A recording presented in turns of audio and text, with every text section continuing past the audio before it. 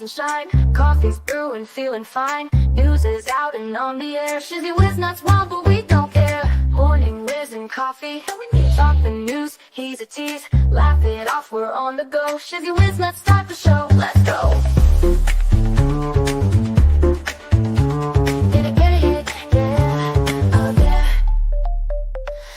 Spinning in the breeze, stupid jokes, he's such a tease. Sip the Java, wear a smile. Pants are off, but stay a while. Morning whiz and coffee. Talk the news, he's a tease. Laugh it off, we're on the go. Shizzy whiz, let's start the show. Let's go.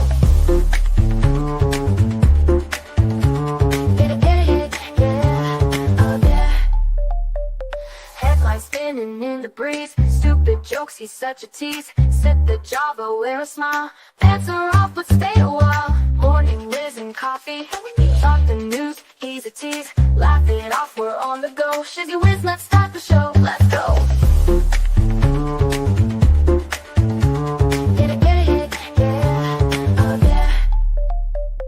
Serious is overrated. Every day we're caffeinated. Talk the town, but in a jest. Morning whiz is always best.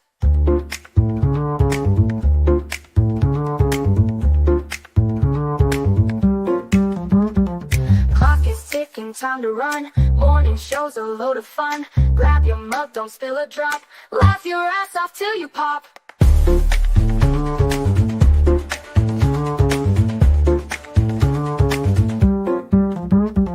Clock is ticking, time to run. Morning show's a load of fun. Grab your mug, don't spill a drop. Laugh your ass off till you pop.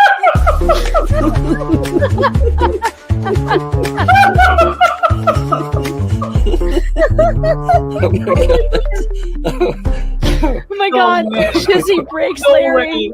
Shizzy broke Larry.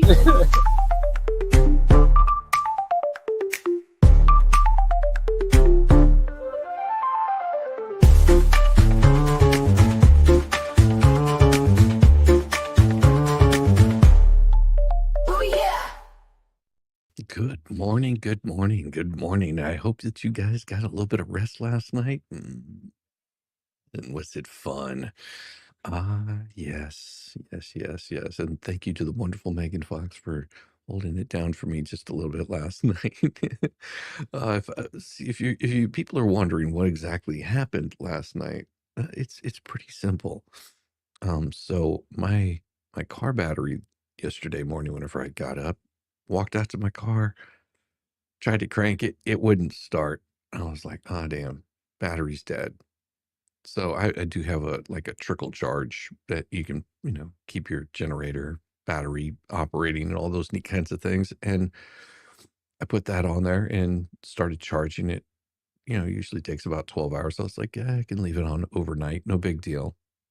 And father-in-law that's here in town with us had gone to go visit his daughter, which is in town also. And he got home and saw that the inside of my car light was on. And my wife came down and asked for the keys so she could turn the light off for me. That's what was going on. I was like, well, yeah, I think my keys are in my pants pocket because I don't wear pants whenever I stream. Why would I do that, man? I got a big old lump on the side of my head. It's weird. So she came down and was asking me for the keys so she could go and be nice enough to turn off the light on the inside of my car. If you're wondering how can you turn on the light inside your car and not realize it, the little overhead light switch. Yeah, I guess I hit it whenever I was getting out of the car, getting in the car, or something like that. Yeah. So I don't need a new battery. Hooray, that's good. But it's getting a nice fresh charge. Good morning, Rickles. Good morning, Debbie Webb. Good morning, Ilka. How you doing? Oh my God, I'm just me, Thunderbird woman. Good morning. That's right. It is a good morning. It is a really good morning. Mary Smith, Debbie Webb, just J Hip. Good morning. Oh my gosh, it has been one crazy week so far, and it's just now getting Wednesday. You get past this and you can just fall down the rabbit hole the rest of the way. Yes. And of course, I'm glad I didn't watch it because Trump can be pretty long-winded. I mean, whenever I say pretty long-winded, I mean he can be really damn long-winded. So it's better just to get a little taste of what happened. This morning's briefing, Trump put about 100 months worth of work into his first 100 days. Top of the briefing. Happy Wednesday, Cruiser Morning Briefing friends. I would like to begin by thanking everyone who appreciated yesterday's headline. I never know how old a movie reference like that is going to hit. Writing headlines can often be a slog, but it's a lot of fun when I hit the sweet spot like that. I think it's one of the top 2 briefing headlines I've ever written. The other being Israel continues to alter terms of Hezbollah's leader's retirement package.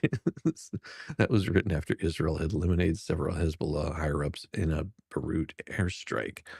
I will see that I can do I'll see what I can do to up my headline game in the near future. That's pretty cool.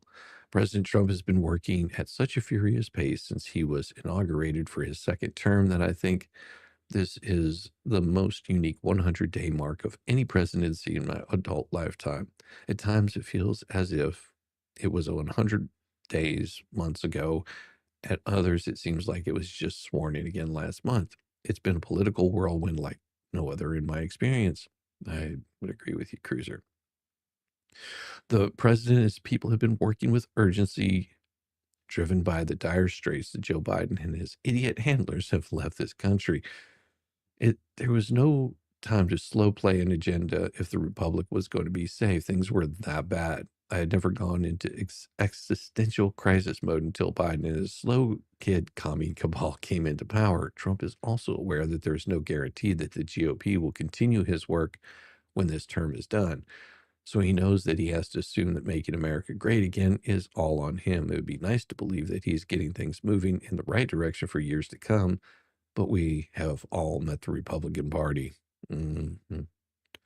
The contrast in activity levels between I'm not even going to try to say it, the defender of liberty, Trump, and the drooling corpse who precedes him is only adds to the fire hose effect of the first 100 days of Trump 47's administration. Trump accomplishes more before breakfast than Joe Biden did in his entire career. And I tend to agree.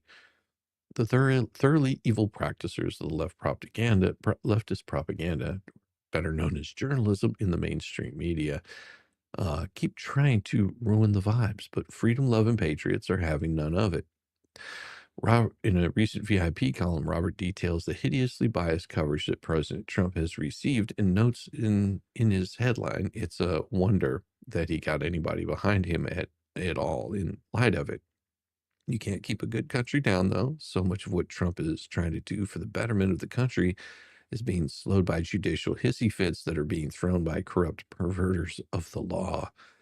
There isn't a murderer or a rapist they won't defend if they can trip up Trump 47 agenda. Of course, it's all being done with the gleeful support of every major player in the Democratic Party because Trump anticipated this kind of dangerous nonsense even before he was reelected. He was prepared for it. While there's been a long media tradition to assess the new president's first 100 days in office, I've never gotten too caught up into it.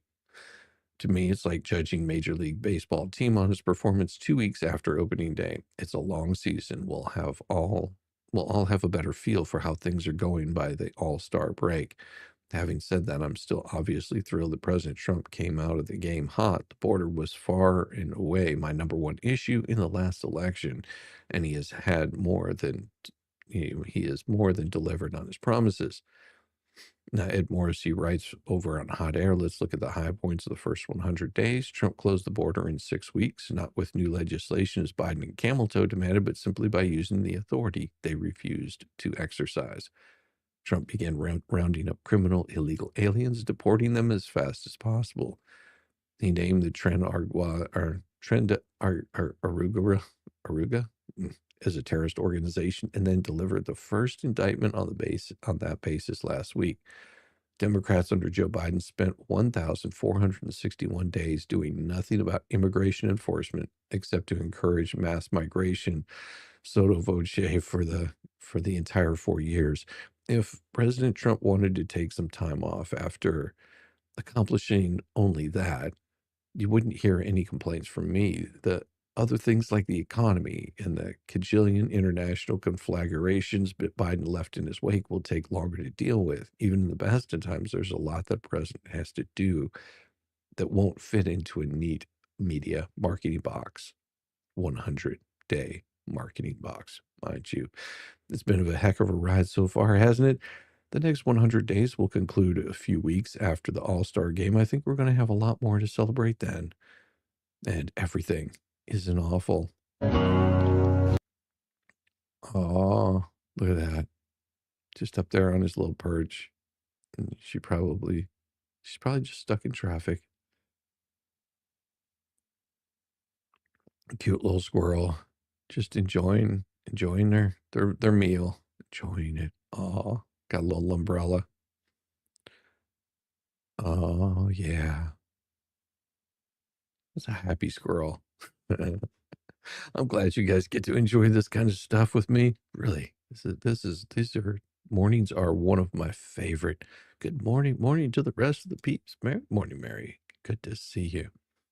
Sorry you're late. No, you got here just at the right time.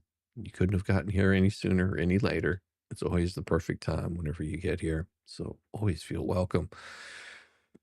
And there's more on this because thanks, Amazon, tariff transparency might backfire bigly. The White House on Tuesday called it a hostile and political act by Amazon, but it might just wind up being the biggest self-owned since Bud Light decided to go in all on Dolan Mulvaney.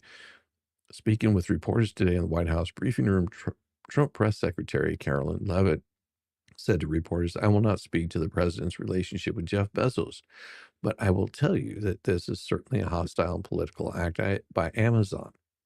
Now, Levitt accused Amazon of being a China-aligned company in what I would call one of her rare missteps since taking the press secretary's duties earlier this year. The White House would have been better advised to follow Napoleon's advice to his generals at the Battle of Austerlitz. And then the opposing Austrian and Russian forces began falling into his trap. Gentlemen, let us wait a little. When your enemy is exercising a false movement, never interrupt them. Today would have been a good day for the White House to watch quietly and say nothing. And what is Amazon's false movement? Amazon said today that the company plans to break out tariffs as part of the prices displayed on its website. Call it truth in labeling for foreign-made goods, although neither the administration nor Amazon seems to see it that way. Why didn't Amazon do this when Biden administration hiked inflation to the highest level in 40 years, Levitt asked. But we all know the answer to that one. Or maybe the White House is playing Brer Rabbit and begging Amazon to please not throw it to the tariff patch. Who knows? So instead of the questions we don't know the answers to, let's look at the Streisand effect Amazon is about to create. 20 years ago, Barbra Streisand, a talented singer and actress, but not terribly bright about the internet, sued a photographer who took an aerial photo of her Malibu mansion and the website hosting it for a whopping $15 million. She cited an invasion of her privacy. Not only did she lose, but the little seen photo became a global phenomenon. Before the lawsuit, the photo that had taken for an environmental study had been downloaded 6 times, 2 of those times by Streisand's legal teams. When the lawsuit became public, the pic was downloaded over 400,000 times almost immediately. Streisand made famous the very thing she wanted hidden. If Amazon thinks that displaying tariffs will hurt Trump politically, Newsmax Rob Smith has a different idea. Indeed, not only that, but displaying the important tax, what that tariff is, will achieve something I've been demanding for years that Amazon would do, be upfront about where the goods came from. I'll say something here in a little bit. Be right back. Audio is skipping on and off. Well, hopefully that's just you, and hopefully it's not my audio. Sometimes my audio does get funky, so if it is my audio, let me know, and I can usually fix that. Not only that, but displaying the important tax for what a tariff is will achieve something I've been demanding for years that Amazon would do, be upfront about where their goods come from. Goods made in communist China, possibly by slave labor, will show 145% tariff, making them easy to identify. Thank you. No. Taiwan and a 10% tariff? Maybe, maybe not. Just made with a 0 tariff? Man, I wish they'd bring back that one click button. Let's take things a little bit further, shall we? I'd like to see everyone from Amazon to my corner sports bar break out all the taxes on everything from cheeseburgers to 1-ton hydraulic lifts. How much money does the government at every level skim from the sale of everything we buy? They show us the state and local sales tax. Soon maybe they'll show us the tariff. Why not show us all the tax costs imposed for our own goods? Let's go one step further. Maybe each receipt should include a regulatory impact fee broken down in the total price. Small government man can dream, can't he? Good morning. Good morning. Amazon charges more to Prime members for no ads. Why not extra tax? Hmm. Oh, okay, cool. Thank you, Tammy. I appreciate you. Hello, hello, hello. Well, and I mean, this is, and I've said this before that, the amount of money that you pay on your gasoline, most of that is charged by your local, your, I'm talking about your neighborhood, those taxes. Then there's also a tax that's put on there by your by your county, and then there's another one sometimes put on by your city. There's another one put on by like almost everybody in the government. Hold on.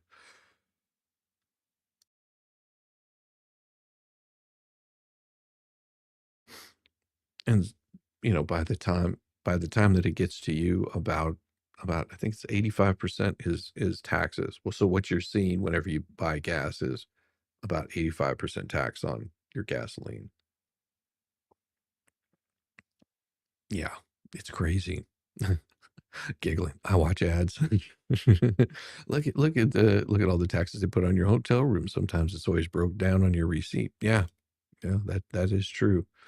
And that's just because they want you to know.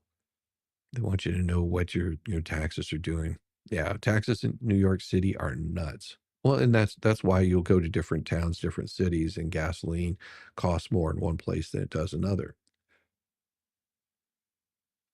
I remember in the 80s, everybody was going nuts when it because I moved to New Mexico in, was it 80 something. So gasoline at that point in time was $1 in New Mexico, and right across the border in Texas, it was 50 cents. Crazy, huh? That right across the border from New Mexico to Texas, was a penny difference. But that penny, you start adding that up into a 20-gallon tank, that's 20-cent savings. Hell, why not? Especially when minimum wage is 2 something. So what are you gonna do? You're gonna go for the cheaper gas, especially if you're that close. Hey, 20 minutes, I might spend, 10 cents worth of gas just putting that in there. 99 cents was pretty awesome, but it still wasn't expensive. And it wasn't until I got to Georgia and was delivering pizzas. Yeah, I was a pizza delivery driver for a while. It was really good money, and the amount of money that I spent on fuel was 79 cents a gallon. 79 cents a gallon for gas. And it stayed like that probably seems like about the whole time that I was delivering pizzas. So it was good profit, good amount of money coming in, very, very little money that I had to put out except for regular maintenance on my car or replacing the car because, well, I get hit by somebody. I think I totaled out in a 6-month time, I totaled out 3 cars, 6 cars. Was it 3 months time, 6 cars? Yeah, I think that's right. Yeah, it was pretty crazy. That's why I've got this scar on the side of my head from putting my face through a windshield. Yeah. It was, yeah, no, back in yeah, gas prices haven't changed where you live. It's still 3.29. Well, and you have to remember that as much as price goes up and down, you're only being charged on the newer gas that's coming in, or at least that's how they should be doing it. But you never know what they're going to be doing down on your block. But we do have the next story right here. Amazon just backed down so fast that it'll give you the whiplash. Mere hours after blistering briefing room performance from Press Secretary Carolyn Levitt, who slammed Amazon as a China-aligned online retailer, the company backpedaled faster than a skinny dipper who mistakenly waded into piranha pool. Levitt was responding to questions involving Punchbowl News report that Amazon would break out the Trump tariff on price of imported goods. Punchbowl reported earlier Tuesday that the e-commerce giant will soon show how much Trump's tariffs are added to the price of each product, according to the person familiar with the plan. This is a hostile political act by Amazon, Levitt said. Why didn't Amazon do this when the Biden administration hiked inflation to the highest level in 40 years? Well, Amazon did not respond to a request for comment, but from several outlets, including the New York Post. But by midday, Amazon replied like Gilda Radner's Emily Litla, "Never mind." Well, that didn't take very long, but there's more to the story. Reuters reported Amazon's claim, or was it a modified limited hangout, that only its low-cost haul unit had considered listing import charges for goods in light of the U.S. tariff, but denied looking at such a plan for its main website. The team that runs our ultra-low-cost Amazon haul store considered the idea of listing import charges on certain products, but that was never approved and is not going to happen, the company told Reuters, adding that teams discuss ideas all the time. But Nick Sorter reported that minutes after President Trump called Jeff Bezos this morning, Amazon caved and backtracked all their plans. But Bezos isn't CEO any longer, but he can still jerk some chains. I bet he does. Whatever the truth is, what a shame Amazon isn't sticking to its guns. And as he wrote earlier, breaking out taxes, letting consumers know upfront where their merchandise is coming from would be a big win. Even that, however, wouldn't be enough to fix what's wrong with the Amazon-China connection. Let me share a personal story about those alphabet soup companies you see selling cheap consumer items, often electronics, but also rip-off tools and such. A couple of weeks ago, purchased a new Mac Mini and wanted a matching hub with a built-in SSD slot to go with it. Amazon had no shortage of hubs to choose from, but like walking into Hobson's stable, there was no real choice at all.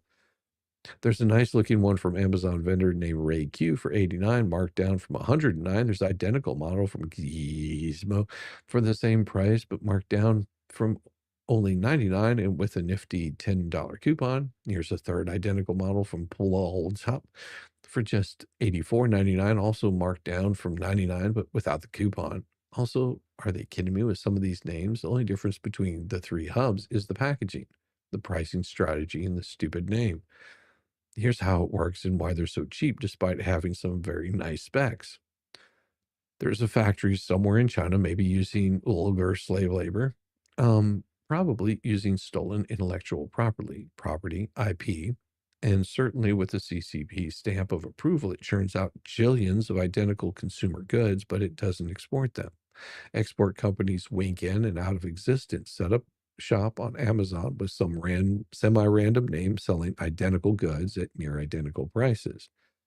Good luck getting customer service from Ubuwangawangi when your widget dies before the warranty is up because the owner, the mysterious Mr. Chow, went out of business. He set up a new shop, Birkenjakanpambo, this time in the same offices, exporting the same garbage from the same factory.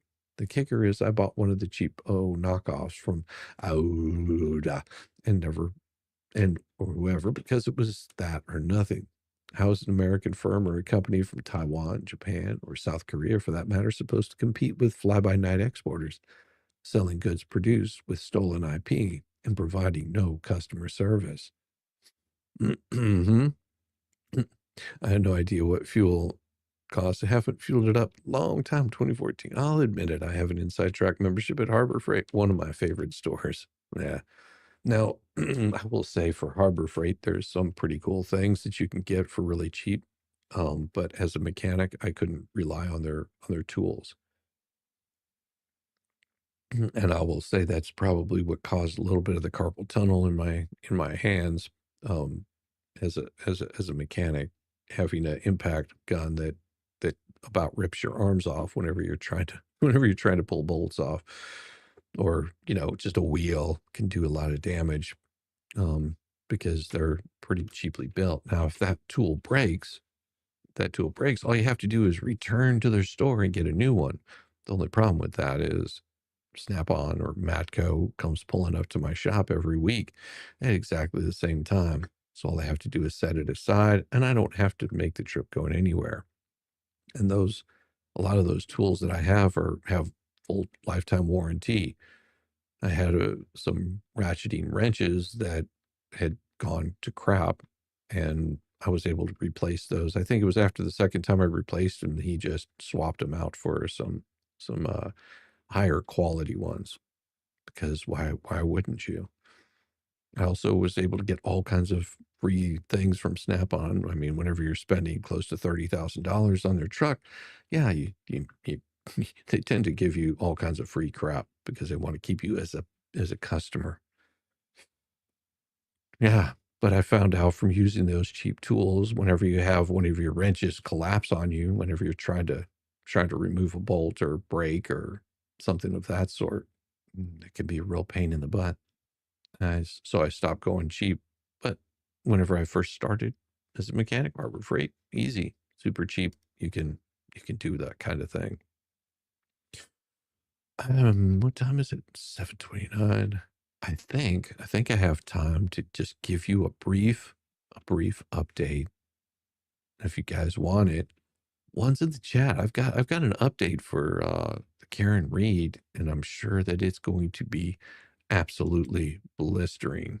If you're interested, let's see some ones in the chat. I've got my morning kind of letter, or we can just stop here and get some coffee.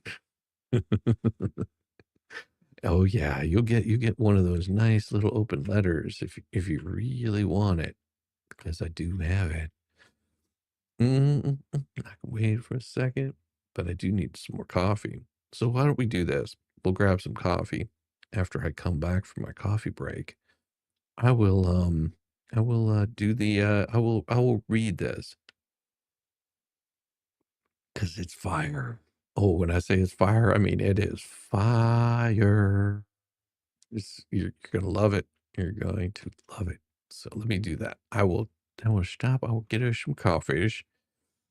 Well, I think this is the new version. I'm not positive. My apologies if it's not, but be back in just a couple, 3 minutes, 11 seconds.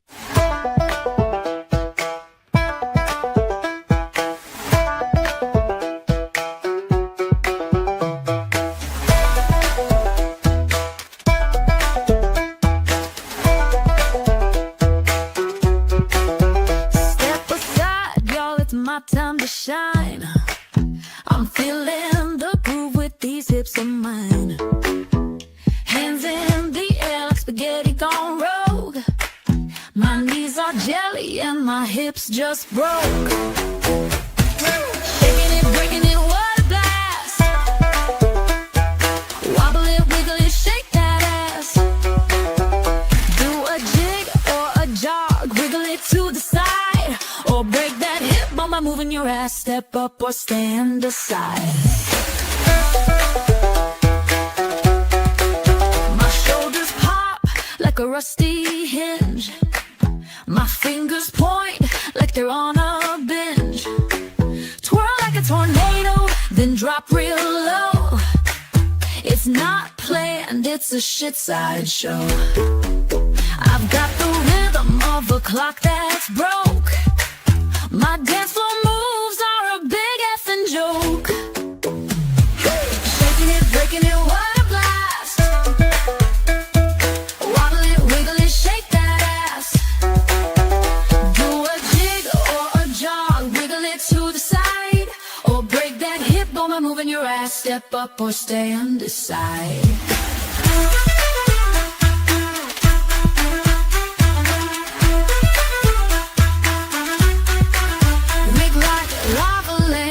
Mesmerizing glow. You can't help but watch me steal the show. I summon the shake, the shimmy, the twist, a mix of genius and a big old fist. You're drawn in close, your feet start to twitch, feeling the groove like a broke-ass bitch. Yeah! Shaking it, breaking it, what a blast. Wobble it, wiggle it, shake that ass. Do a jig or a jog, wiggle it to the side, or break that hip bone by moving your ass. Step step up or stand aside. Now we're all in the shake, no need to be shy. Move like spaghetti and reach for the sky. We'll dance like we're cursed, laugh till we're sore. Shizzy whiz nut reigns forevermore. So join the dance, let your weirdness unfurl. We're shaking ass, not a care in the world.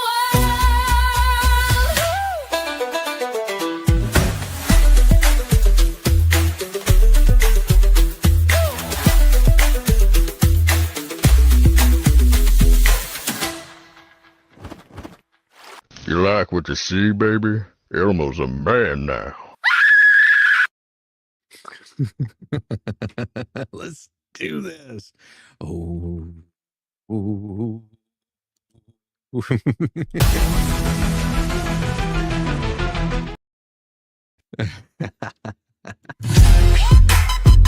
It is about time. Let's break this mother down. With Shizzy, Whiz, Nut.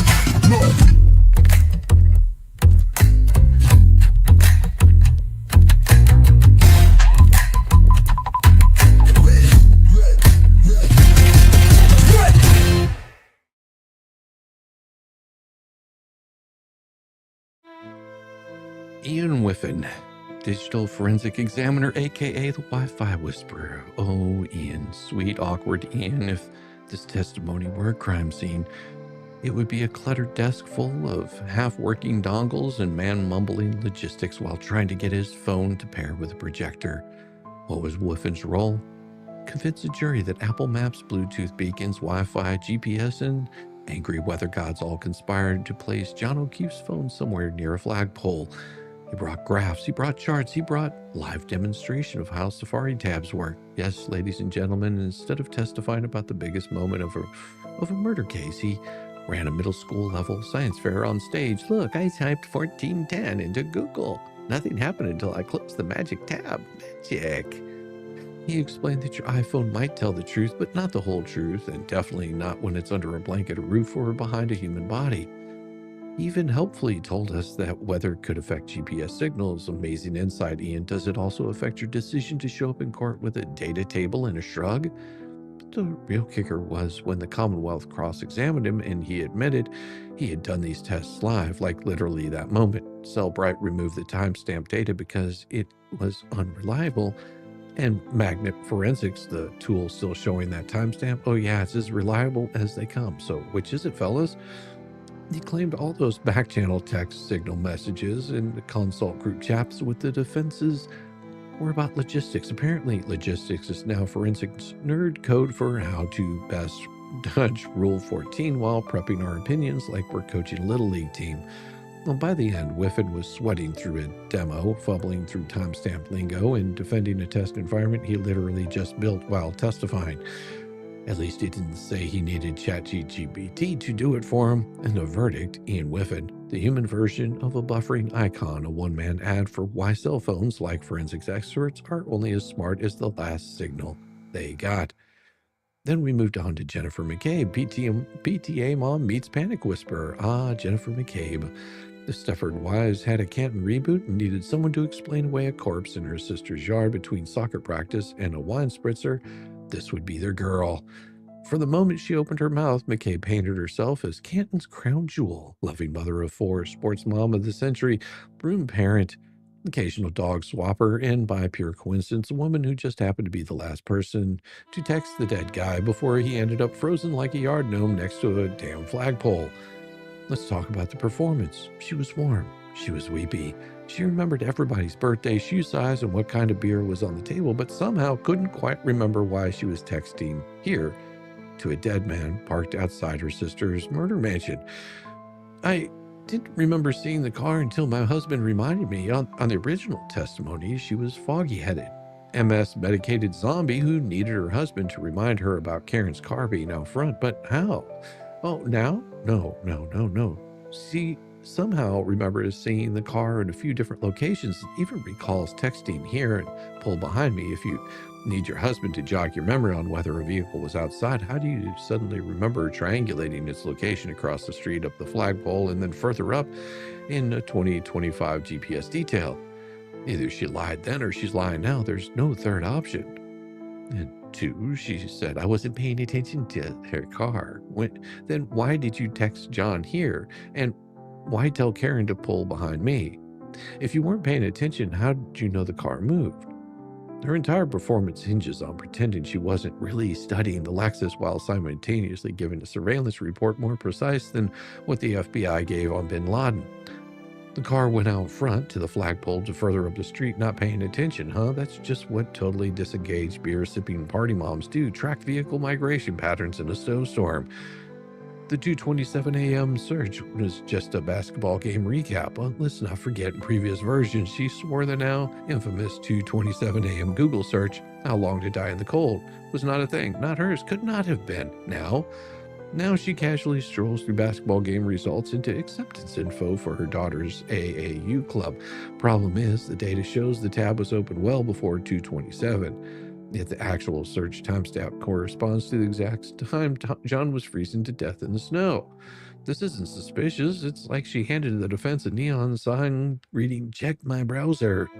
The taillight, when did you care? First version, McCabe had zero interest in the taillight. This version, she's inspecting it. Carrie's pointing at it. She's concerned it could snag someone's coat. So you're in grief and shock or running a Jiffy Lube inspection at dawn there, Jennifer. Also, if Karen showed her the broken taillight before they found John, that's huge. It creates knowledge of damage prior to seeing the body. If Karen was trying to hide something, why would she point out damage? Either Jen's lying again or Karen's not the criminal here. The CPR scene and flipping the script. Previously, she was in the background, Carrie and Karen handling resuscitation. Now she's calling 911, fetching towels, giving compressions, coordinating efforts. She turns into Canton's version of Meredith Grey. Either she forgot to mention that saving's a man's life before or she's overinflating her heroism now to distract from the contradictions. Also, she claims to have done compressions and felt resistance, saying it didn't feel right. That's funny because by her own description, John had been outside freezing for hours. What did she expect? A warm chest and a pulse? She was screaming, screaming, screaming. McCabe's reenactment of Karen's behavior is like a scene from a horror movie, crying, kicking, screaming. Then I hit him while bouncing between the front and back seat, but somehow no one else who encountered Karen immediately afterward, not the first responders, not the neighbors, remembers her acting like that. Jen makes Karen sound like a banshee in heat. Everything else describes her as confused and distraught, but not wildly unhinged, so who's lying? Everyone else, or the only woman who just happened to remember a key confession and car location after speaking with her lawyer? Memory convenience syndrome. Remember exact search phrases from 2 years ago, but not whether someone buckled their seatbelt. Remembers multiple car locations in a blizzard, but not whether Karen came to her house or stayed outside. Remembers the car ride with Carrie and Karen in eerie detail, but can't recall how many times she called John, whether it went into voicemail or how long she was on the phone. She's either got the worst case of selective amnesia on record, or she's re-scripting her part in the story based on how badly it played the first time. Verdict, Jennifer McCabe, the human Fitbit for contradictions, calm, helpful, emotionally calibrated, and somehow never the one holding the shovel, even when she's surrounded by fresh snow and forensic red flags. Then we had the bonus round, Judge Cannon in the Arca motion debacle, drunk on power, sober on logic. Yes, enter White Claw Bev. Stage left, robe flapping, gavel twinkling like a prop from a Judge Judy, the crossover body nobody wanted, and what was on the docket? Only the integrity of the entire trial, minor stuff. Let's recap. After day 6 of evidence, which ended with Jennifer McCabe crying about seeing a shirtless Karen Reed performing CPR like she was auditioning for Grey's Anatomy, Snowbank Edition, we were gifted an after-hours court performance from Herona, a woman whose grasp of legal ethics seems to hover somewhere between Pinterest mom blog and Hold My Beer. What was at stake? The ARCA experts. The independent forensic analysis the defense brought in to do actual science, the ones the prosecution did not want on the stand because, one, they use signal, spooky. They destroyed text messages, technically deleted them during phone changes. They talked to the defense as if that's a crime for defense witnesses. And most importantly, they outclassed the Commonwealth's entire forensic team in 20 minutes flat. But the real horror, according to ADA Brennan, the defense might have prepared.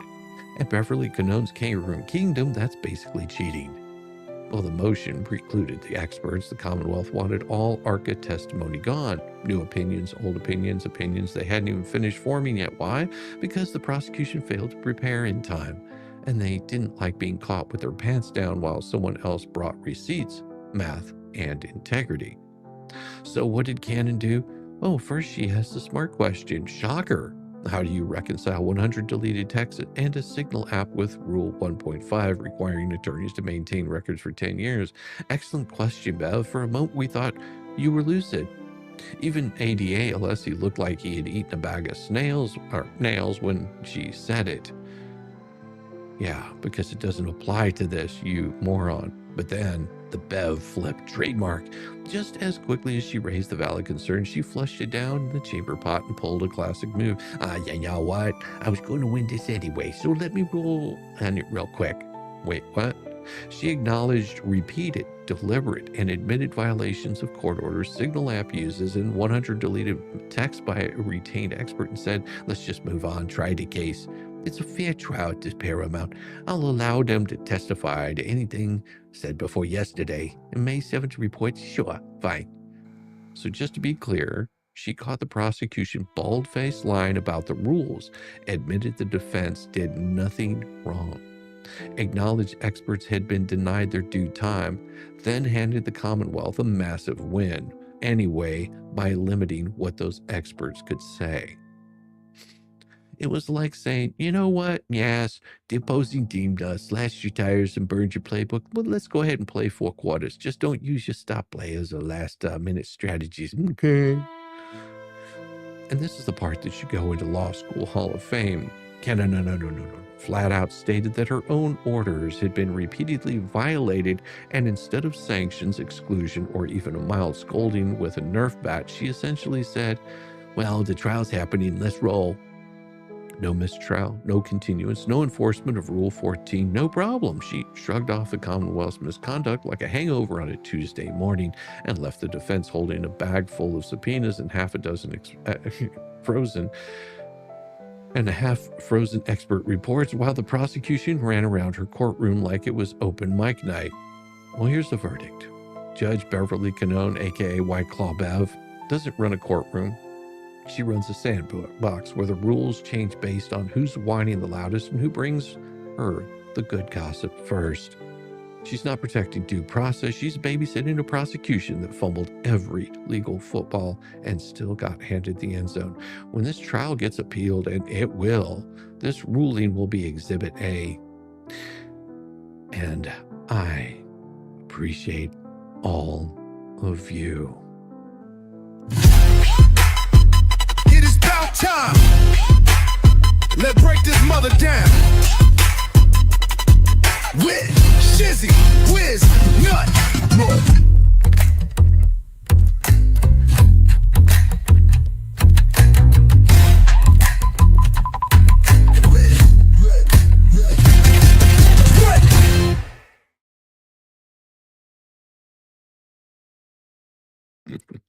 I hope you guys enjoyed that. I really do hope that you enjoyed that. It was so much fun.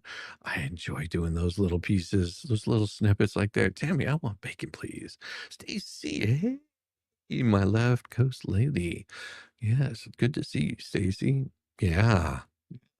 So sometimes I do have interesting things to do in the morning. Yes, that was a mouthful of thanks. Yes, it was a mouthful, but it did give a breakdown of the entire day. I didn't skip over anything this morning. Maybe bacon tomorrow, depending on if I get bacon. Tammy, do you need some meat? I'm just curious. Oh my gosh. Well. And we're on to the next story right here. Hey man, didn't we write a rule book about what should happen to those 2 outlaw judges? This is by Victoria Taft. over at PJ Media. This week, 2 judges lifted their robes to show a little ankle, and in doing so, revealed themselves to be completely indifferent to the laws they swore to uphold. We see a lot of that, don't we? Now they face federal prosecution. But like Murphy, the left has laws too, and those intersecting rules must be observed and respected. The rulebook says federal charges are merely the beginning of what should happen to the 2 accused black-robed leftist criminals. It's not as if we have a choice, do we? Leftist judge campaign outside the lines and help criminal illegal aliens without getting some blowback. So when the rule book in mind, we forge ahead. What's the old saying from the 90s? Don't hate the player, hate the game. Democrats officially endorse this rule book. We've seen it time and time again in the lawfare game being run against Donald Trump, whether he's inside or outside of office. Despite the ridiculousness and lawlessness of the charges against him, before other black-robed criminals, there emerges a pattern of behavior that reveals the left's rules. They must be obeyed.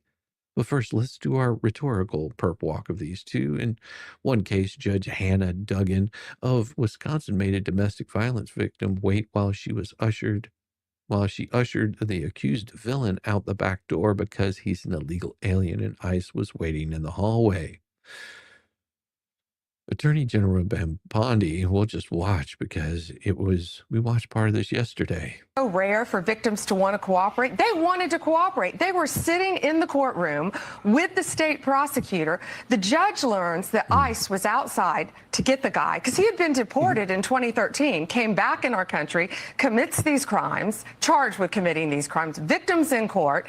Judge finds out. She goes out in the hallway, screams at the immigration officers. She's furious, visibly shaken, upset, sends them off to talk to the chief judge. She comes back in the courtroom. You're not going to believe this. Takes the defendant and the defense attorney back in her chambers, takes them out a private exit and tells them to leave. While a state prosecutor and victims of domestic violence are sitting in the courtroom. Wow. Madam Attorney General, great to have you here, and thanks for coming back on America Reports. So, we remember these words of Tom Homan, the border czar. This was March 17th, and his message on these judges who apparently are trying to get in the way of this administration's efforts. Listen. I'm proud to be a part of this administration. We're not stopping. I don't care what the judges think. I don't care what the left thinks. We're coming. So when you see these judges trying to I just want to say that she has a lot of highlight on her eyes that make her eyes even brighter than they already are. She almost has that zombie look in her eyes. It's really, really disheartening. obstruct your efforts to make this country safer, what is your message to them? We are going to prosecute you, and we are prosecuting you. I found out about this the day it happened. We could not believe, actually, that a judge really did that. We looked into the facts in great depth. That's her picture up on the screen, Hannah Dugan, who is now in custody. Oh, yeah, she got perp walked out. Yeah, there was no playing with her. She has Barbie eyes. Yes. Thank you, Stacey. I appreciate it. Yeah, I was shocked when Aunt Bev dropped that yesterday on the way out. Yeah. I caught that too. It was ridiculous. She has Barbie eyes. Yeah.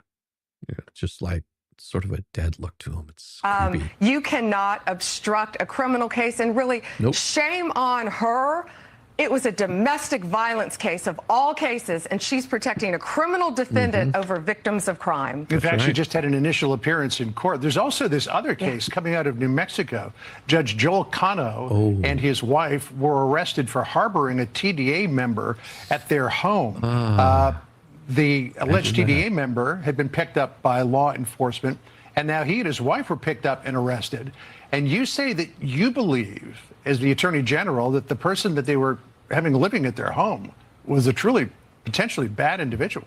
That's the judge up on the screen now who got arrested. His name is Ortega. He is a known TDA member, known TDA member. So he comes through Eagle Pass December 2023. Wow. He's living in our country. January 2025, ICE, they get a tip. Tom Homan's done a great job. Our FBI did a great job on this case, too. They get a tip that he is living with a judge and the judge's wife. So they have him arrested first on immigration charges. A Judge Damian Martinez releases him, saying that Judge Cano has a good BS meter and wouldn't let just anyone live on his property. Yeah, I mean, when you look at the associations with this violent Venezuelan gang, Tren de Aragua, and this person that they harbored in their home, he was showing signs through clothing, we were told, tattoos. There was evidence through voice messages and text messages of his association to TDA. So what charges will Cano and his wife face, if any? Nancy, that would be so ridiculous. You know why that would be so ridiculous? I mean, let me tell you why, and I'll just be straightforward with you. Writing a judge or a prosecutor or anybody like that on something as minor, which and you know, no, this is not to cast shade on Jeremy or the crap that he's going through, but in our judicial system, a lawsuit like this is pretty minor. A civil lawsuit like this is pretty minor. But I'll get to that later. I've got something for you on that one. And he just got here is time for the dance contest. Well, you'll win. You know that because you can shake it like none other. And wow, no corruption here, folks. Exactly. So Judge Cano, soon to be former Judge Cano, got his charges were just unsealed. He's charged with obstruction. He admitted post Miranda. He took one of the TDA members' cell phones himself, took it, beat it with a hammer, destroyed it, and then walked the pieces to a city dumpster to dispose of it to protect him. The wife also is charged with destroying evidence. Sandra, not only that, this TDA member, and he had on a necklace that said kill, something about death. He had tattoos all over him. He also had on his cell phone pictures of two decapitated victims. Two victims, decapitated, gruesome photos. And he was sending them out, and whoever he was sending them to was sending back saying, hey, you need to be careful. You shouldn't be sending these. You shouldn't be texting these photos out. Not only that, these two, the judge and his wife, gave him assault rifles that belonged to their daughter. That's what they're charged with. Oh, geez. In the criminal report affidavit, he goes to a shooting range with these assault rifles, with a suppressor, with other known TDA members, and they're shooting. This is the last person that we want in our country, nor will we ever tolerate a judge or anyone else harboring them. Let me, if I could, Madam Attorney General, come back to the Wisconsin case and Judge Hannah Dugan, because in allegedly letting the perpetrator and the attorney out through a non-public exit and allowed them to get out in front of the building, we had a situation where we've seen that I know Tom Homan was complaining about in Colorado, where there would be no transfer of a defendant from a jail to ICE custody on a detainer request in a way that was orderly and protected public safety. They would dump them off in a parking lot, and then ICE would have to chase them around with the DEA or whatever, or FBI, and pick them up. This ended up in a foot chase in public site. It says here a foot chase ensued. The agents, and this was a DEA agent and an FBI agent, pursued Flores Ruiz for the entire length of the courthouse, ultimately apprehended him near the intersection of West State Street and 10th Street. So the judge apparently has created a situation here where you have a public foot chase. And we all know that, well, sometimes they can come on. Yeah, if that guy comes whipping out a weapon or takes someone hostage, great, good job. Off without incident. They can also turn into very dangerous situations. John, that's exactly right. She put the lives of our law enforcement officers at risk. She put the lives of citizens at risk. A street chase, which is absurd that had to happen. But yes, she put a lot of people at danger. It's amazing that these people will constantly do these kinds of things. I mean, you know, and a sitting judge, the pain. In danger. That judge did it. So did the other judge. Judge Cano is charged with, they were allegedly giving him assault rifles, AK-47s, AR-15s, with a suppressor, a known TDA member, letting him go to a shooting range to refine and perfect his shooting skills. Madam What's Attorney happened to our judiciary is beyond me. Yeah, so when the American public hears this We've been and they saying think that for a while. these were once upstanding people in their communities and their professions, and they put it all on the line for this. I mean, have you dug into their motive? Like, what inspired them to carry out these acts and harbor criminals? They're deranged is all I can think of. I cannot believe. I think some of these judges think they are beyond and above the law, and they are not. And we're sending a very strong message to. Could they? Yeah, that's always a possibility. I mean, there's, it's you could be charged with it. Would you get any sort of time for it? I don't know. That depends. I mean, it'd still be a pain in the butt. Finally, to Second Amendment finally a Second Amendment judge, he gives guns to a cartel member. Yeah, good stuff, huh? Today, if you are harboring a fugitive, we don't care who you are.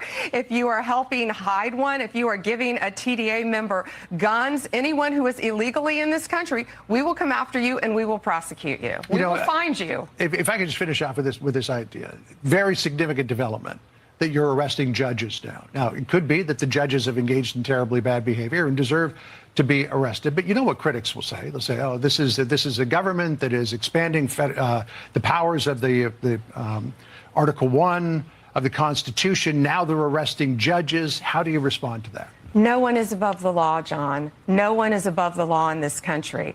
And if you are destroying evidence, if you are obstructing justice, when you have victims sitting in a courtroom of domestic violence and you're escorting a criminal defendant out a back door, it will not be tolerated, and it is a crime in the United States. Oh, yeah.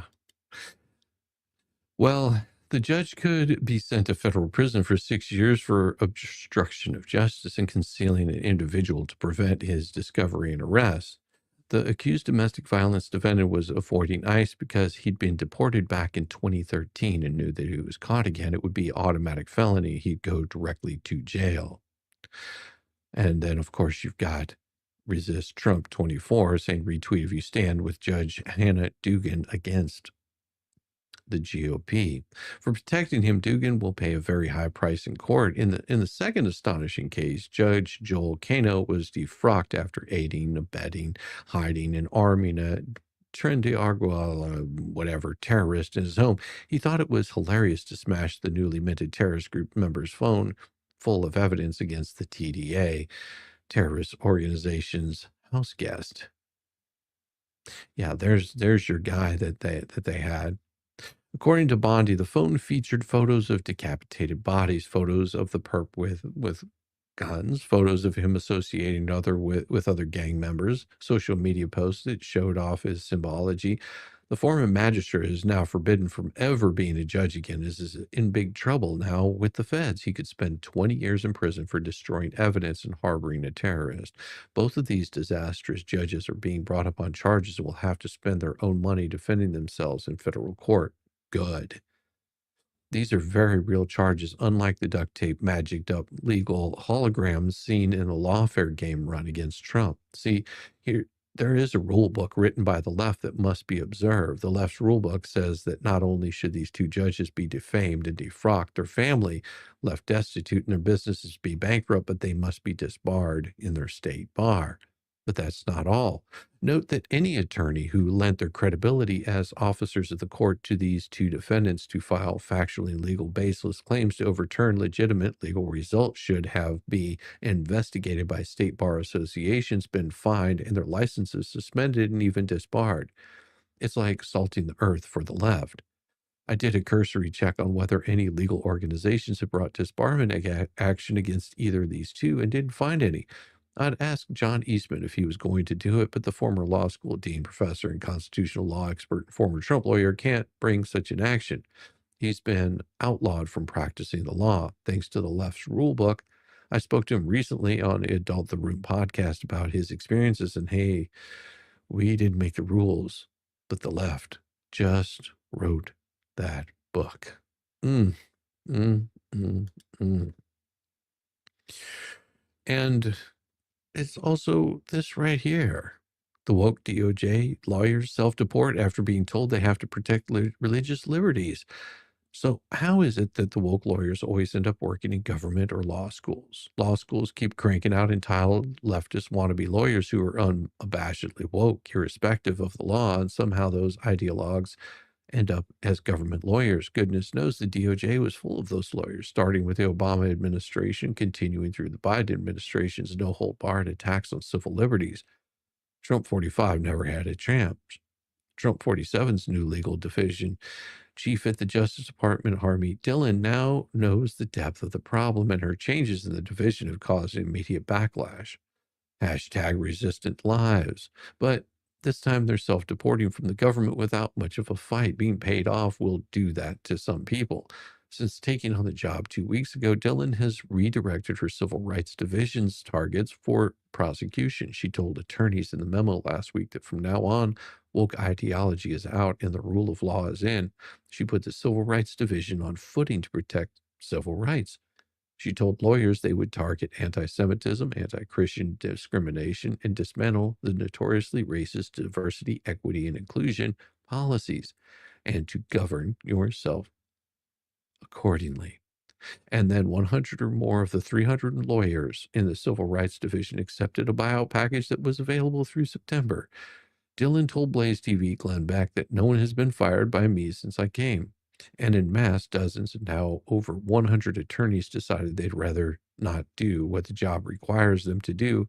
And I think that's fine because we don't want people in the federal government who feel it's like their pet project to go persecute, police departments based on statistical evidence or persecute people praying outside abortion facilities instead of doing violence.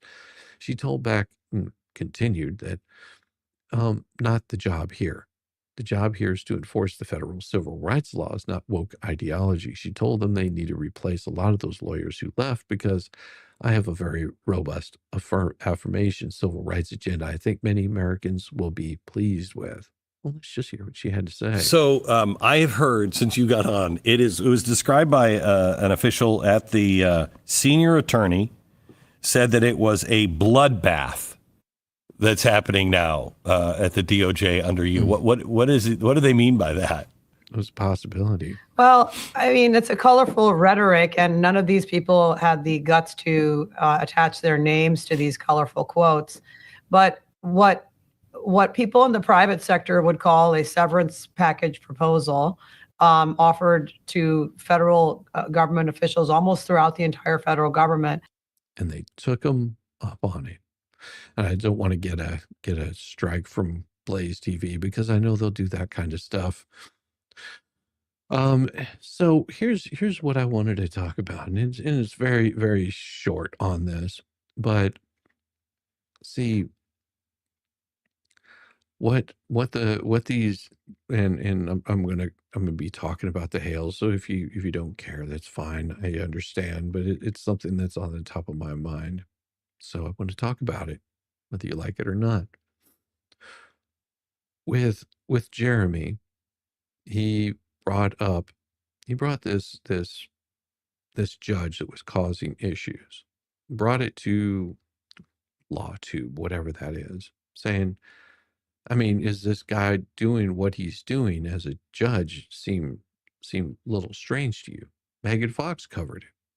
She was just like, this seems a little strange to me that this judge is doing these kinds of things. He's lawyering from the bench. And as we've seen, time and time again, the issues that her Lynette was having under scrutiny, questions that were being asked, watching her delete evidence right there in front of the whole world to see. Those things got brought about by her own misdeeds. There's a reason why she dropped that protective order. We don't know what that detail is because they're not allowed to talk about it. They're not allowed to talk about what was worked out whenever they accepted whatever was accepted. All we know is that the judge came in at the very end They said, we want to work something out. They sat down, they talked, they figured out whatever it was. There was no recording devices of that. At least there should have been, because the judge ordered not to. He didn't judge. He didn't tell anybody that they couldn't talk about it. What he said is, you can't discuss what was said behind closed doors. I mean, it's all there for the public to see.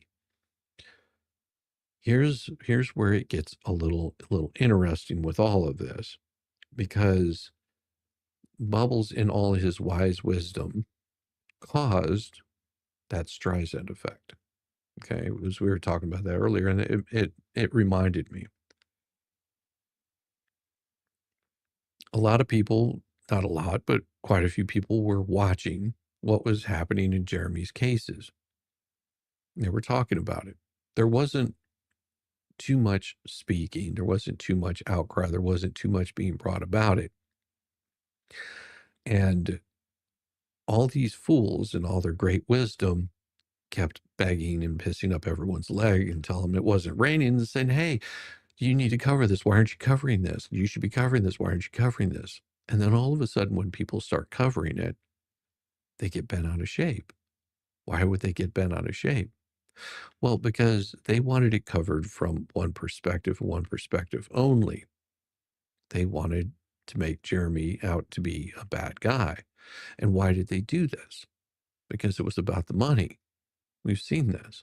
It was about the money.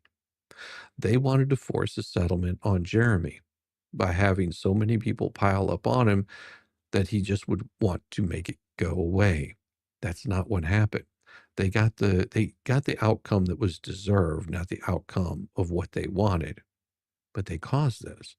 They're the ones that wanted this brought out. And now that it's been brought out, they're crying.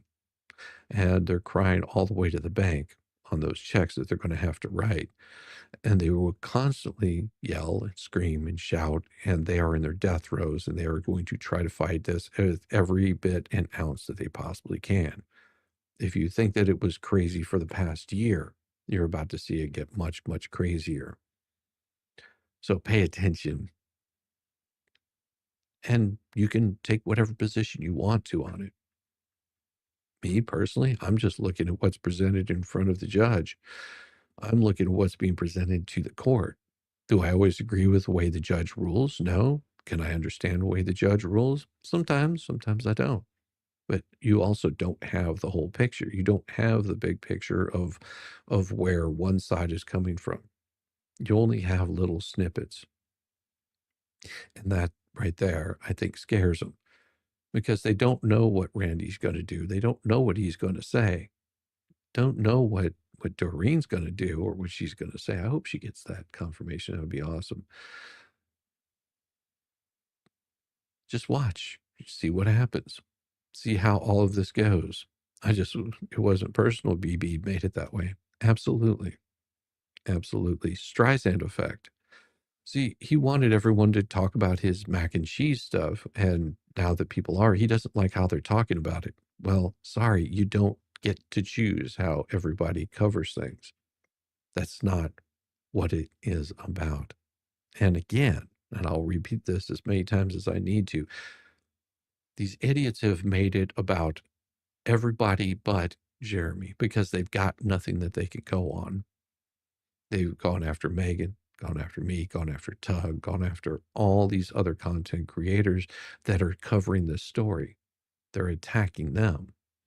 And what they fail to recognize, that this was about Jeremy's rights, about his ability to run a business. And if you can step back and realize that you're not an important person in this, because initially this was between Jeremy and two people. That's where this all started.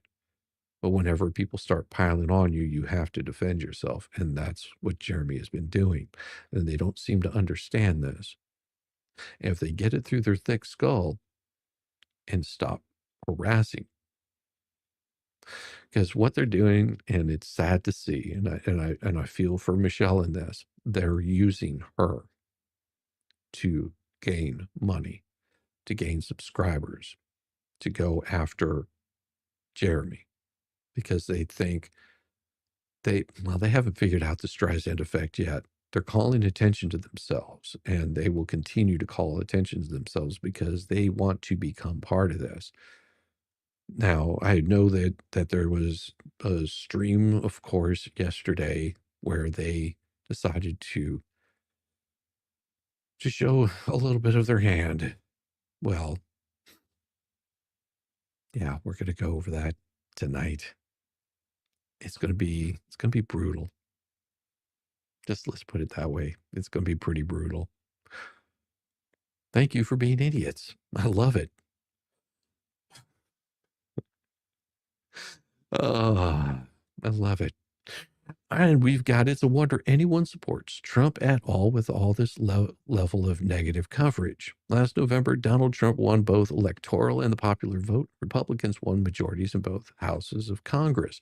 The president's America First perspective clearly has a broad and significant support among Americans, as the 2020, whatever you think of it, and 26 elections demonstrate as well. Yet if you turn on the major news networks, you'd get the impression that Trump was a universally hated interloper whom nefarious forces had imposed upon American people, and the decent folk everywhere were doing their best to resist. That's what ABC, CBS, NBC journalists think, and they're doing their level best to make sure you think it too. The Media Research Center's MRC Newsbusters reported Monday that establishment media news coverage is even more hostile to President Trump than it was during his first term. Just 100 days into President Donald Trump's second term, the broadcasting evening news landscape is even more lopsided than it was 8 years ago when Trump was besieged with relentless hostile coverage. How lopsided? How about nearly completely negative towards Trump? So far this year, the new Trump administration has faced a withering 92% negative coverage from ABC, CBS, and NBC. And while millions have awakened by now to the fact that the establishment media is not an actual source, but simply a press agency for the Democrat Party, many are clearly not aware of this. The flagship news programs of the three venerable alphabet networks averaged more than 19.3 million views during the first quarter of 2025, making them the most widely watched news programs in the country. The same networks loved old Joe Biden, of course. The Media Research Center says that they gave him 59% positive coverage during the first 100 days of pretending to be president back in 21, and that seems unusually low. It seems likely that even if this figure is accurate, the networks actually dared to criticize the super undated corruptocrat in 41% of its coverage. It was over his choice of ice cream flavor or some such, and not in connection with any significant Biden policy. However much of ABC, NBC, CBS may have loved Biden, they've been on a mission since January 20th, 2025 to discredit the core politics of the new Trump administration, make sure that as few Americans support them as possible. The network's spin on Trump's tariff faced 93% negative coverage, while the DOGE cutbacks to the government were greeted by 97% negative spin. Even on immigration, the issues where the public gives the president his highest rating, the network spin was 93% negative. The networks even worked to cover up evidence of the success Trump's efforts to secure the border. Out of nearly 4 hours, 233 minutes of evening news airtimes devoted to immigration, these newscasts just spent 3.5 minutes letting viewers know just how much Trump has reduced border crossings. Some members of the Trump administration fared as badly or even worse than their boss, besides Trump himself. HHS Secretary Robert F. Kennedy Jr., believe it or not, he was a Democrat, faced 89% negative press. Doge's Elon Musk was hit with a 96% negative coverage, and Secretary of Defense Pete Hegseth received a unanimous 100% bad press from the networks. Yes, 100%. If anything was sterling endorsement of the correctness of Hegseth's policies, it's that. Many, if not most, Americans still believe that the networks just give them the facts, and they have no idea how relentlessly and skillfully they're being propagandized. Yet this sort of thing has been going on for decades. It didn't begin in 2004, but that year brought us one of the most egregious examples ever of the media's dishonesty and a twisting of the facts in hopes of getting Democrats elected. Dan Rather, the anchor of the CBS Evening News and respected journalist with a lengthy resume, ran with a story about 1973 memos that apparently showed that President George W. Bush, who was running for re-election, had shirked his duties as a member of the Texas Air National Guard, that his commanding officer had been pressured to give him a better evaluation than he deserved. Rather than insisted the memos were authentic, but it quickly came to light that the memos had been typed on a modern-day computer, not an early 1970s era typewriter. Finally, under heavy pressure, CBS and Rather admitted that the document in question and their claims regarding Bush, which of course could have given the election to Democrat candidate John Kerry, could not be authenticated. Faced with clear evidence that Rather was so avid to bring Bush down that he didn't take basic and necessary precautions to ensure that the memos were authentic, CBS declined to renew Rather's contract. For Rather, the anti-Bush memos had been too good to check. Electing Kerry was more important than telling the truth. But all that was child's play compared to what goes on now. Now the media is full on 24/7 propaganda arm of the hard left. So why do 19.3 million people still watch ABC, NBC, and CBS? Free your minds, patriots. Turn off the network news. Oh, I love it. Head Seth doesn't want his troops singing, we are men, we are tights. I don't watch mainstream media news and channels anymore. I don't want my news slanted in any direction. Just give me the facts. Well, it's always going to be slanted according to the writer or the reader. In my case, I'm going to have a bias on things. And, I don't disagree, but, sometimes the news is what people want, and if it was a large mainstream media companies that, that we were listening to, I would want to know if there was a war in a certain place, if I had questions as to why that particular war was happening or why there was a tariff.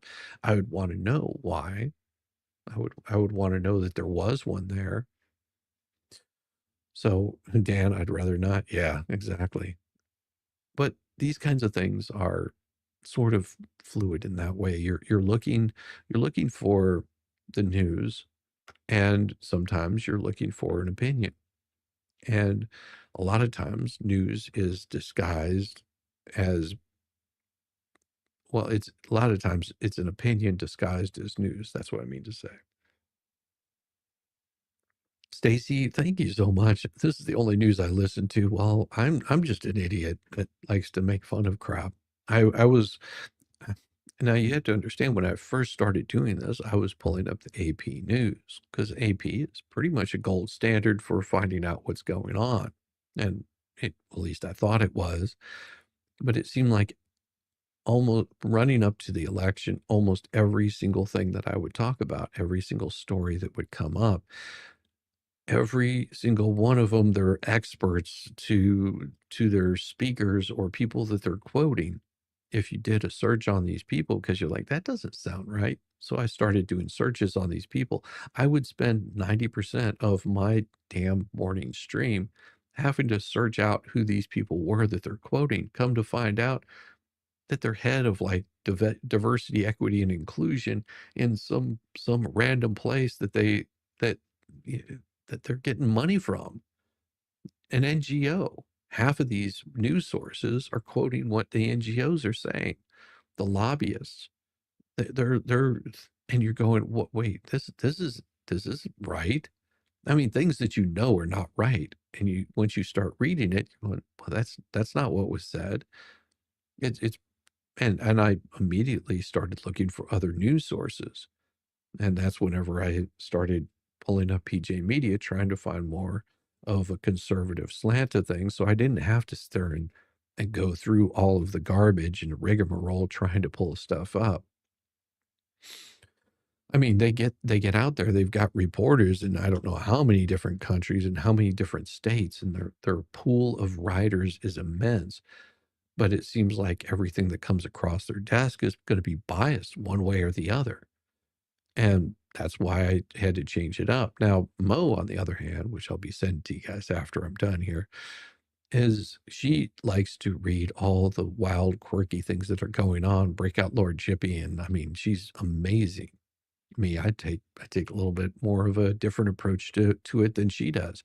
But we always get to try to get together on Fridays. Not always are we able to, but we do try to get together on Fridays and have a fun stream where we sort of combine a little bit of both, and I think it works really well. I enjoy Mo.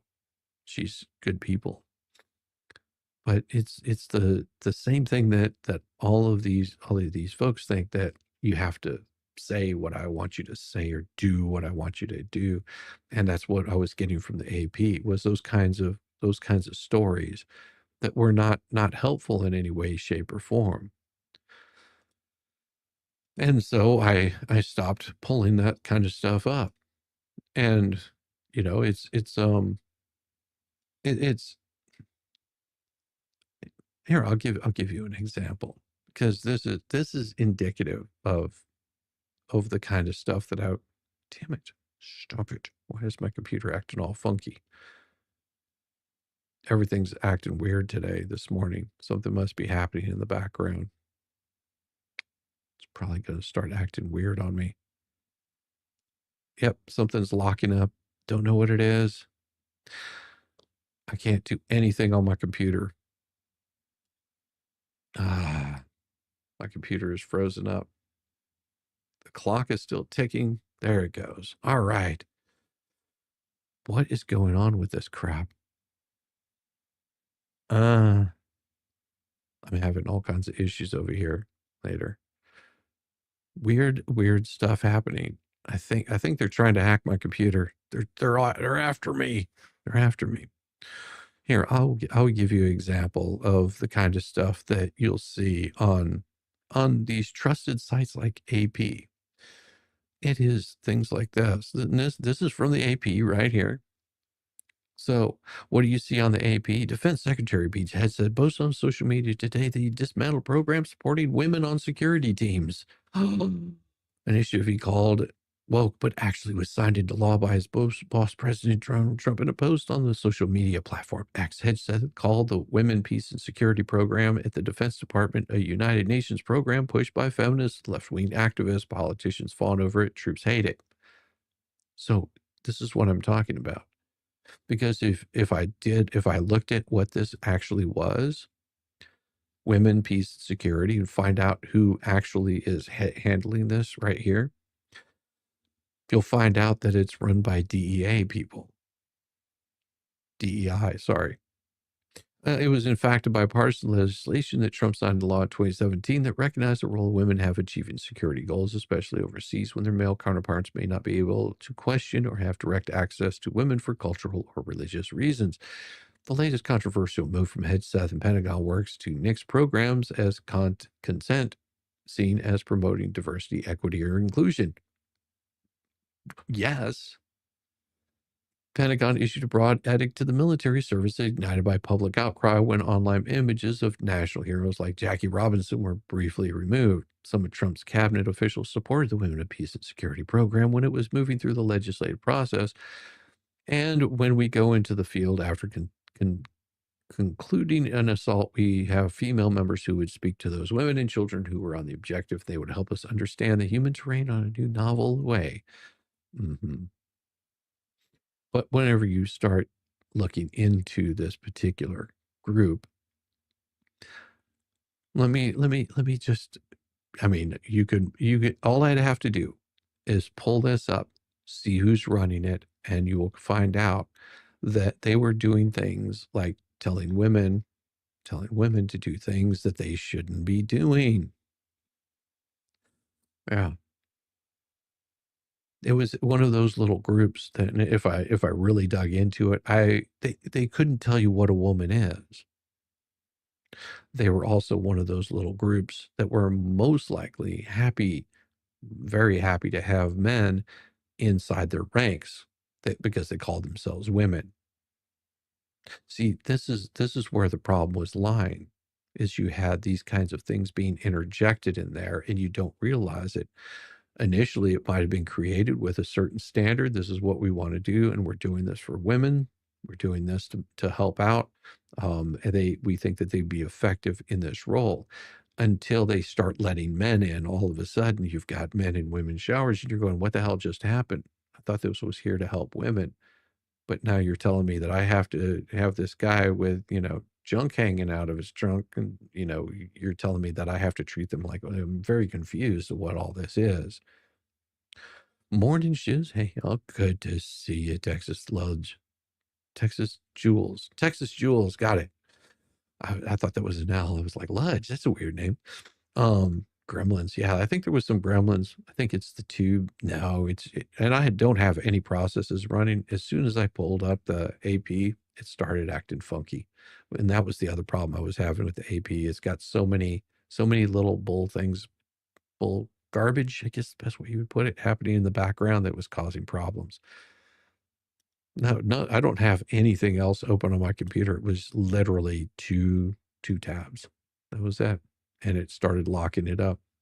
AP doesn't like me at all.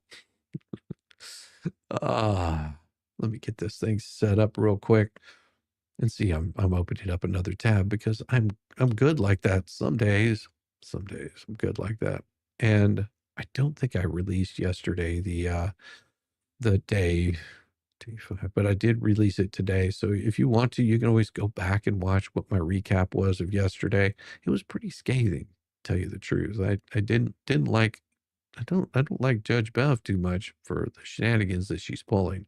Seems very shady and very out of character. But with that, everyone, it's going to be a good day. Stick around for tomorrow. There's gonna be some pretty interesting stuff tomorrow and tonight. Hopefully, I can get finished with little Dick Lickman's whatever it is that he's got going on there, paint chips problems. Part of his lawsuit on that last pleading by Shockett. Hopefully I get through that one, and then we move on to the all of the proof that's being brought forward. Let's see how much we can get through on that. I mean, we're not even halfway through this thing. Well, we're over halfway through. We're about 3/4 of the way through. So hopefully I can finish it up tonight, and hopefully you guys enjoy. And with that, everyone, have a good day. I'm sending you all over to go see the wonderful, the marvelous Mo in the Deep End. And with that, everybody, bless your heart. I thought I was the only mentally challenged one here.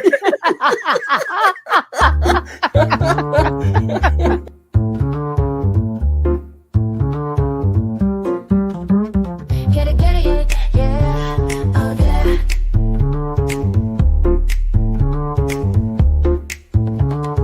Early morning, rise and shine. Coffee's brewing, feeling fine. News is out and on the air. Shizzy Whiz nuts wild, but we don't care. Morning Whiz and Coffee. Talk the news, he's a tease. Laugh it off, we're on the go. Shizzy Whiz nuts, start the show. Let's go. Get it, yeah, oh yeah. Headlines spinning in the breeze. Stupid jokes, he's such a tease. Sip the Java, wear a smile. Pants are off, but stay a while. Morning Whiz and Coffee. Talk the news, he's a tease. Laugh it off, we're on the go. Shizzy Whiz, let's start the show. Let's go. Get it, yeah, oh yeah. Headlines spinning in the breeze. Stupid jokes, he's such a tease. Sip the Java, wear a smile. Pants are off, but stay a while. Morning Whiz and Coffee.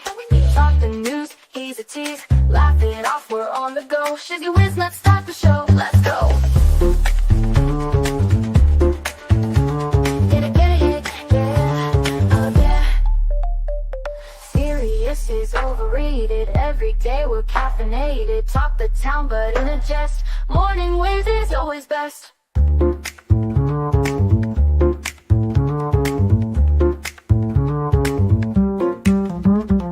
Clock is ticking, time to run. Morning show's a load of fun. Grab your mug, don't spill a drop. Laugh your ass off till you pop.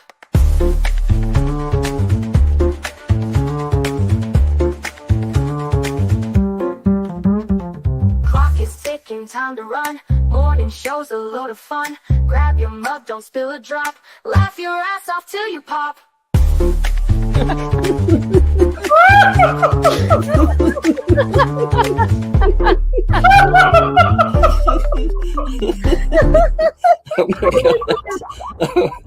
Oh my god, Shizzy breaks Larry. Shizzy broke Larry.